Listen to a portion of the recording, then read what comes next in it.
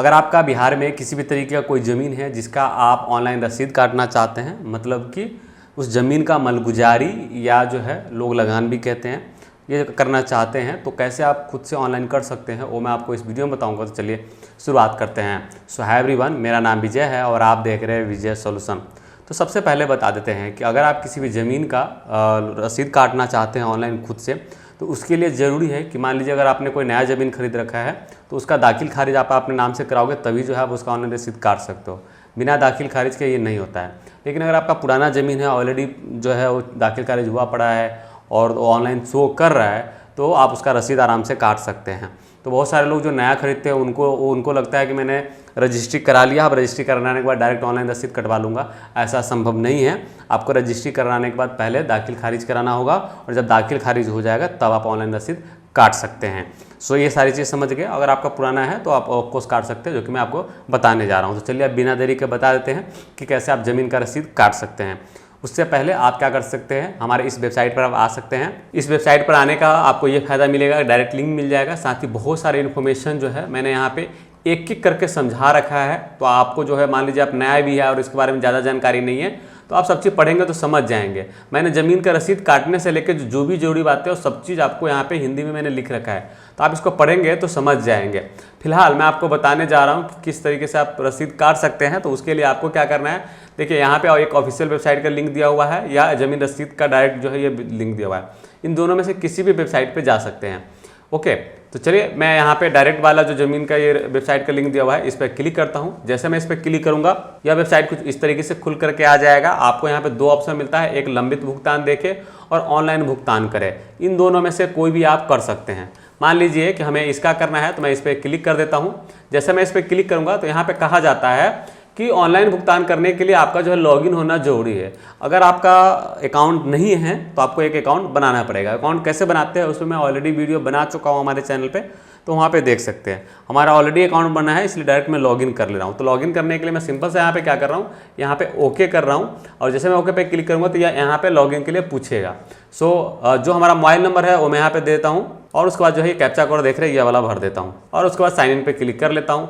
जब मैं sign in पे क्लिक करूंगा तो एक OTP जो है हमारे मोबाइल पे आएगा, वो OTP हमें यहाँ पे देना होगा। तो OTP मैं देख लेता हूँ और OTP यहाँ पे दे देता हूँ। तो यह OTP हमारे मोबाइल पे आया है, वो मैंने दे दिया है। कन्फर्म पे क्लिक करता हूँ, जिसके बाद लॉगिन होकर इस तरीके से आ जाएगा।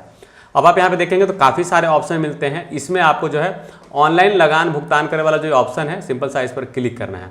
जैसे आप इस पर क्लिक करेंगे आप इस वेबसाइट पर आ जाएंगे। अब आपको क्या करना है, यहाँ पे जिला चुनना है। तो जिस भी जिला में आपका ज़मीन होगा उस जिला को चुन लेना है। यहाँ पे आपको अंचल का नाम बताना है, तो जिस भी अंचल में आपका ज़मीन होगा वो अंचल चुन लेना है और आगे बढ़े पे क्लिक करना है। अब आपको यहाँ पे हल्का कहा जा रहा है, मतलब किस गांव में आपका ज़मीन है वो चुनना है। तो जिस भी गांव में ज़मीन है वो चुन लो। उसके बाद मौजा का नाम कहा जा रहा है, तो जो भी मौजा आपका है वो मौजा आप चुन लो यहाँ पे। और उसके बाद जो है अब आपको यहाँ पे ऑप्शन आता है सर्च करने का।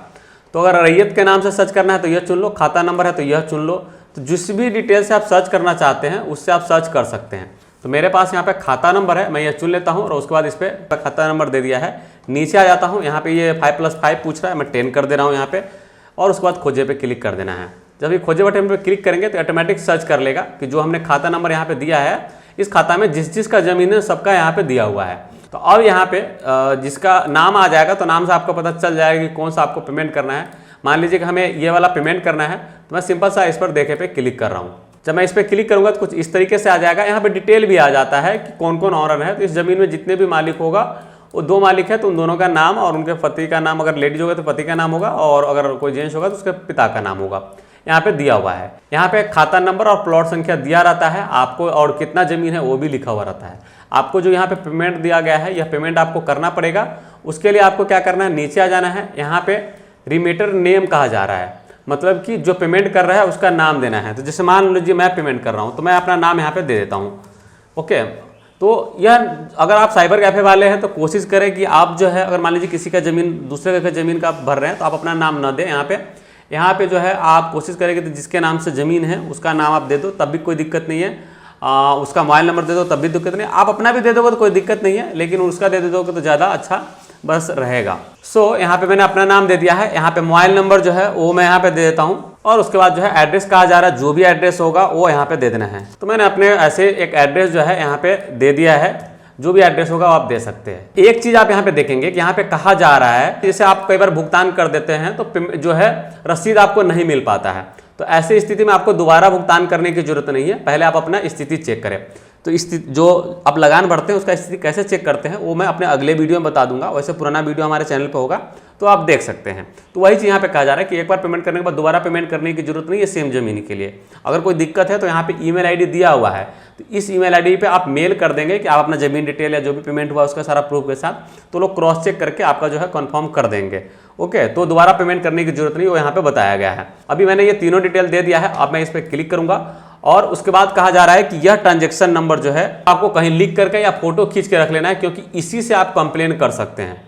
ठीक है, तो यह दोनों जरूर आपको ध्यान से रखना है। यहाँ पे भी कहा जा रहा है कि भुगतान करने से पूर्व अपने भुगतान संख्या और ट्रांजैक्शन आईडी को लिख लें, मतलब ये दोनों आपको लिखने के लिए कहा जा रहा है कि मान लीजिए पेमेंट फेल हो जाता है तो आप इससे जो है उस ईमेल पे कंप्लेन कर सकते हैं, मतलब बता सकते हैं उनको, तो उनके लिए आसानी हो जाएगा। तो ये चीज़ें आप जरूर पहले फोटो खींच के, आजकल हर के पास मोबाइल होता है, या तो फोटो खींच लो या तो कहीं पे लिख करके रख लो। ओके, चलिए मैं इसको ओके कर देता हूँ। अब ओके करने के बाद यहाँ पे सारा इस तरीके से आ गया है। अब मैं डायरेक्ट नीचे जाता हूँ। नीचे आने के बाद अब ऑनलाइन भुगतान पर देख रहे हैं, इस पर दोबारा से क्लिक करता हूं मैं। अब दोबारा से क्लिक करूंगा तो यह इस वेबसाइट पर ले आएगा।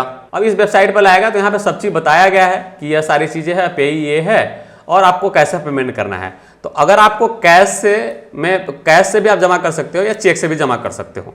अगर आपको ऑनलाइन पेमेंट करना है तो आपको ई-पे चुनना है और यहाँ से कोई भी बैंक चुन लेना है जिससे आप पेमेंट करना चाहते हैं। तो यहाँ पे कोई भी बैंक चुन लो, मान लीजिए कि मैं यहाँ पे स्टेट बैंक ऑफ इंडिया ही चुन लेता हूँ और यह चुनने के बाद मैं यहाँ पे सबमिट पे क्लिक कर देता हूँ। यहाँ पे जो स्टेट बैंक ऑफ इंडिया मैंने चुना है, यहाँ पे आप कोई भी बैंक चुन सकते हैं। यह एक्चुअली वो बैंक नहीं है, वो पेमेंट गेटवे है। मतलब ये कि मैं SBI से चुनता हूँ तो मेरे पास HDFC बैंक का कार्ड है या UPI को, तो आप उससे पेमेंट कर सकते हो, कोई दिक्कत नहीं है। तो यह ऐसे पेमेंट गेटवे आप कोई भी चुन लो, कोई दिक्कत नहीं है।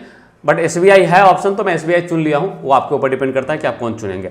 अब जब SBI चुनते हैं तो यहाँ पे इस तरीके से आता है कि कैसे आप पेमेंट करना चाहते हैं। अब यहाँ पे ऑप्शन दिया जा रहा है कि अगर इंटरनेट बैंकिंग से करना है तो कौन सा इंटरनेट बैंकिंग से करना है वो दिया गया है। अगर कार्ड से करना है तो किस कार्ड से करना है वो दिया है, यहाँ पे UPI से दिया हुआ है। तो अधिकतर लोग जो है आजकल UPI से पेमेंट करते हैं, तो मैं यहाँ पे UPI ID अपनी डाल देता हूँ। उसके लिए इस पर क्लिक करता हूँ।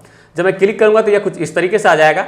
यहाँ पे सारा डिटेल रहेगा कि आपका चालान नंबर, ये सारे डिटेल रहता है। आपको क्या करना है, नीचे आ जाना है। ये QR कोड जो देख रहे हैं यह वाला आपको चुनेंगे। जैसे चुनेंगे ना तो आपको QR कोड मिल जाएगा, आप सिंपल सा उसको स्कैन करके पेमेंट कर सकते हैं। अगर आपको वर्चुअल ID देके पेमेंट करना है तो यह वाला चुनना है। तो मैं यहाँ पे QR कोड वाला चुन लेता हूँ और उसके बाद जो है यह ऑटोमेटिक इस तरीके से रिफ्रेश हो जाएगा। तो आपको क्या करना है, यहीं से नीचे आएंगे तो यहीं पे यह बारकोड दिया हुआ रहता है। आपको क्या करना है, सिंपल सा अपने मोबाइल से गूगल पे, फोन पे जो भी होगा उससे आपको इसको पेमेंट कर देना है। और देखिए मैंने अपने गूगल पे की मदद से यह पेमेंट कर दिया है। जैसे मैंने पेमेंट किया है, यहाँ पे देखिए ऊपर में लिखा आ गया है कि your transaction status is success, मतलब हमने यहाँ पेमेंट किया अपने मोबाइल में गूगल पे से स्कैन करके उसको, और यहाँ पे यह कंप्लीट हो गया, ट्रांजैक्शन इज सक्सेसफुल। इसको आप ओके करेंगे। अब यहाँ पे देखेंगे तो यह कंप्लीट होने में 4 मिनट मांग रहा है। वैसे हमारा ऑलरेडी कंफर्म हो चुका है और ये यहाँ पे भी लिखा हुआ है कि यहाँ पे जो है ये सक्सेस हो चुका है। अब आपको क्या करना है, या तो 4 मिनट 29 सेकंड वेट करना है या आपको यहाँ पे क्लिक हियर टू रिटर्न पे क्लिक करना है। आपको इसको बंद नहीं करना है। बहुत सारे लोग यूपीआई पेमेंट करने के बाद यही गलती करते हैं, उनको लगता है कि अच्छा ये सक्सेस लिख दिया तो हो गया हमारा काम। ऐसा नहीं करना है। यहाँ पे आपको सिंपल सा ये क्लिक हियर देख रहे हैं, इस पर क्लिक करना है, और नहीं तो आप वेट करो 4 मिनट 10 सेकंड का, ये ऑटोमेटिक रिटर्न जाएगा और आपको रसीद जो आपने पेमेंट किया है उसका रसीद मिलेगा। सो मैं वेट नहीं कर रहा हूँ, अब सिंपल सा मैं क्लिक हियर इस पर क्लिक कर रहा हूँ तो उससे क्या हुआ कि ये ऑटोमेटिक वापस आएगा। देखिए मैंने जैसे ही क्लिक किया ये वापस जा रहा है, और अब यहाँ पे हमें लिख दिया है कि पेमेंट इज सक्सेसफुल, और ये डेट लिखा है और यह सारा डिटेल दे दिया है। अब हमें क्या करना है, लगान का रसीद निकालना है। तो यह लगान रसीद देख रहे हैं, इस पर आपको क्लिक करना है। जैसे आप इस पर क्लिक करेंगे इस तरीके से आपको रसीद मिल जाएगा जो आप जमीन का रसीद जमा करते हैं। अब आपको क्या करना है, इसको प्रिंट देख रहे हैं नीचे से, प्रिंट पे क्लिक करेंगे और इसको आप प्रिंट ले लेंगे। अगर आपको प्रिंटर अटैच होगा आपके प्रिंटर में तो आप प्रिंटर का ऑप्शन चुन करके और प्रिंट ले सकते हैं। हमारे में प्रिंटर जो इंस्टॉल नहीं है, इसलिए मैं यहाँ पे क्या कर रहा हूँ, सिंपल सा सेव एज पीडीएफ वाला ऑप्शन चुन लेता हूँ और इसको सेव कर लेता हूँ अपने डेस्कटॉप पे, किया इस तरीके से हो गया है। तो इस तरीके से जो है मैंने ये एक तरीके से ये रसीद जो है मैंने डाउनलोड कर लिया है, मतलब अपने पास जो है सेव कर लिया है। प्रिंट करना है तो प्रिंट ले लो और आपका यह सेव हो जाता है। तो इस तरीके से जो है आप किसी भी ज़मीन का पेमेंट रसीद जो है या मलगुजारी कह लो या ज़मीन का रसीद काटना लोग गांव में नॉर्मली बोलते हैं, तो ये रसीद आप खुद से काट सकते हैं इस प्रोसेस से। आई होप कि आपको सारी चीज़ समझ में आ गया होगा। अगर कोई कन्फ्यूजन है या कुछ भी आप जानना चाहते हैं तो नीचे कमेंट करके पूछें, ताकि आपको कोई सवाल हो आपका तो मैं उसका जवाब दे पाऊँ। और अगर कोई चीज़ आपको लगता है कि और चीज़ें मैं अच्छे से बता सकता हूँ तो वो भी नीचे बता सकते हैं। मैं कोशिश करूँगा उसको अगले वीडियो में बताने के या इम्प्रूव करने की, ताकि जो है आपको बिल्कुल सही इन्फॉर्मेशन मिले और हमारा वीडियो आपको अच्छा लगे। फिलहाल के लिए इस वीडियो में इतना ही। बहुत बहुत धन्यवाद।